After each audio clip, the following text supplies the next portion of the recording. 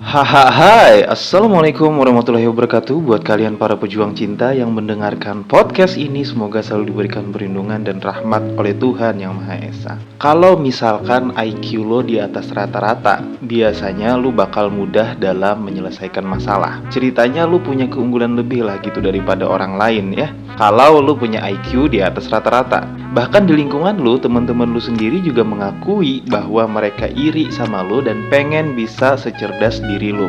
Gini bro, pada dasarnya kecerdasan itu adalah sebuah kualitas yang dihargai oleh masyarakat kita. Entah kenapa orang yang cerdas itu selalu menuntut dirinya untuk berpikir lebih kritis dibanding orang lain. Nah, ketika orang cerdas itu menuntut lebih kritis dibanding orang lain, disitulah sisi gelapnya orang cerdas ya. Seenggaknya lu tahu bahwa orang cerdas itu semakin tinggi tingkat kecerdasannya, ada sisi gelap yang mungkin kebanyakan dari kalian belum tahu. Dan memang ada masalah-masalah tertentu yang hanya dimiliki oleh orang yang punya tingkat kecerdasan yang tinggi. Nah, gua bakal kasih beberapa masalah yang identik dengan orang cerdas. Ya, mungkin aja ya, sebagian kalian pernah mengalami masalah ini. Berarti kalian mungkin salah satu orang yang cerdas. Penasaran? So, dengerin ini dengan serius, perbaiki posisi duduk dan rebahan kalian, kencangkan suara headset, dan mari kita mulai.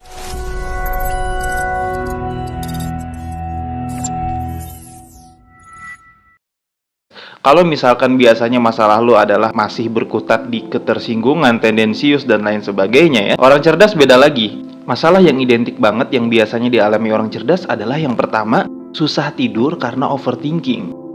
Silogismenya gini bro, perhatikan ya. Kalau lu memiliki kemampuan yang hebat dalam berpikir cepat menyelesaikan masalah, maka kemungkinan besar otak lu selalu bekerja dengan cepat dan pikiran lu tuh terus-menerus berpacu gitu untuk menyelesaikan masalah yang tidak ada atau tidak penting sama sekali. Lu overthinking dari pagi sampai sore dan itu juga bisa terus sampai malam hari tuh ya.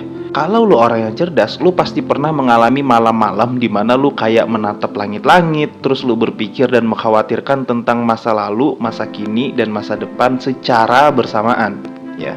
Kenapa itu bisa terjadi? Karena IQ yang tinggi akan mengindikasikan pikiran yang terlalu aktif, ya. Nah, gara-gara itu tuh akhirnya otak sulit untuk beristirahat.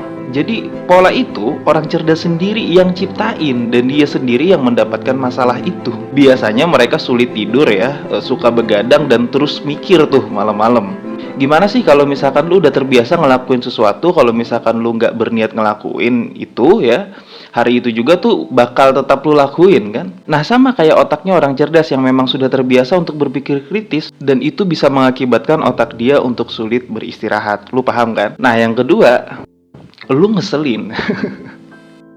Orang cerdas tuh selalu menganggap orang lain tuh nyebelin ya. Dia tuh paling gak tahan kalau sedang dalam sebuah perbincangan ada orang yang bawa topik yang gak penting sama sekali buat dibahas gitu. Itu dia kesel dan malas ngeladeninya dan dia ngerasa gak nyaman. Nah, sama kayak orang cerdas yang menganggap orang lain nyebelin, orang lain juga nganggap orang cerdas ini menyebalkan. Kecenderungan orang cerdas yang sering banget memperbaiki atau mengkoreksi hal-hal kecil itu nyebelin bagi temen-temennya. Pernah nggak lo ketemu orang yang kayak gitu ya, yang salah ngomong dikit aja dikoreksi sama dia gitu loh, nyebelin kan ya? Nah, sekarang gue jelasin alasannya. Lo nggak usah terlalu baper kalau ada salah satu teman kalian yang ngelakuin itu, karena orang yang IQ-nya tinggi itu paling nggak tahan melihat kesalahan sedikit pun, pengennya dibenerin aja gitu.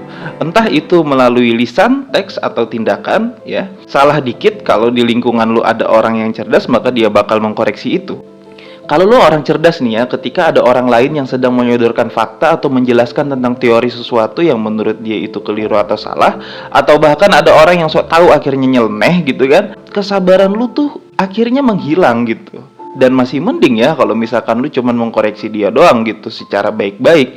Tapi kalau misalkan lu mau mengkoreksi dia kayak begini, kalau orang itu saya anggap memang tidak layak untuk mengerti satu konsep, saya bantuin. Tapi kalau sekualitas kalian itu, terutama Ruhut, yang seharusnya paham istilah-istilah dasar itu nggak ngerti, apa yang saya mau sebut itu? Pinter? Nggak mungkin. Setengah pinter? Nggak mungkin. Seperempat pinter? Nggak mungkin. Ya dungu. di sini kita berbicara tentang kecerdasan intelektual ya, bukan kecerdasan emosional. Itu beda lagi. Udah gue bahas di video gue sebelumnya tentang kebijaksanaan. Nah, itu masalahnya orang cerdas. Dia punya sisi gelap itu ya. Terus yang ketiga, Orang cerdas itu sulit mengekspresikan perasaannya.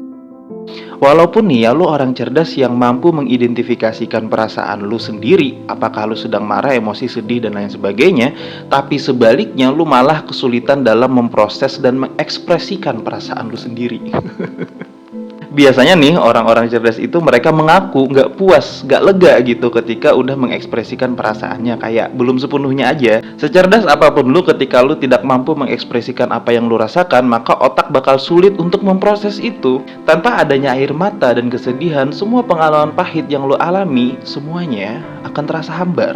Buat lu yang ngerasa relate sama apa yang gue bicarakan dalam video kali ini, lu akan beresiko untuk susah memahami perasaan orang lain dan merasakan apa yang orang lain rasakan. Dalam artian, orang yang cerdas itu susah untuk peka, ya. Jadi kalau ada cewek-cewek yang pengen punya pacar orangnya cerdas ya, tapi dia menuntut kepekaan, ekspektasi lu ketinggian. Semakin cerdas orang tuh berbanding terbalik biasanya sama kepekaan, kecuali dia punya tingkat kecerdasan emosional yang tinggi juga. Karena orang yang dominan dengan logika dan rasionalitas yang akan berbenturan dengan orang yang dominan terhadap perasaan doang. Nah, itulah sisi gelap orang cerdas yang mungkin sebagian dari kalian belum tahu. Seperti yang gue bilang di video ini, gue ngebahas tentang kecerdasan intelektual, bukan kecerdasan emosional. Sementara yang gue mau dari kalian para pejuang cinta yang terus nonton videonya Satelit Cinta ya, gue pribadi berharap bahwa bukan hanya kecerdasan intelektual yang akan meningkat ya, tapi kecerdasan emosional juga harus diimbangi. Dari 3 poin yang udah gue jelasin di atas, itu bukan poin-poin yang harus lu banggakan sebagai orang yang cerdas ya. Ingat ya, nanti ada yang komen, wah itu gue banget bang, wah itu gue banget.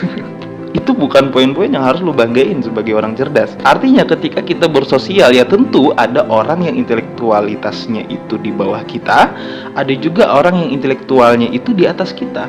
Kita harus memahami serta memaklumi ada perbedaan-perbedaan pola pikir yang kita tuh sebagai orang cerdas gak harus jadi orang yang nyebelin gitu ketika bersosial. Tidak ada manusia yang sempurna yang sehingga ketika ada orang yang melakukan kesalahan sedikit aja lu koreksi dan lu permalukan di depan orang banyak. Tentu karena gue menyelipkan sedikit footage Rocky Gerung di situ, artinya gue nggak setuju 100% atas reaksi yang dilakukan Rocky Gerung ketika berhadapan dengan lawan debatnya yang dungu gitu loh.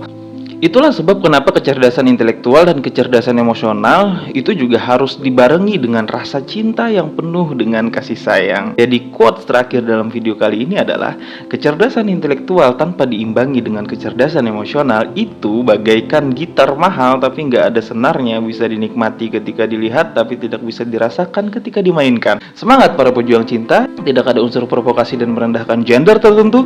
Semua narasi dan statement dalam video ini bersifat substansial dan kondisional. Semoga bermanfaat dan jangan lupa bahagia.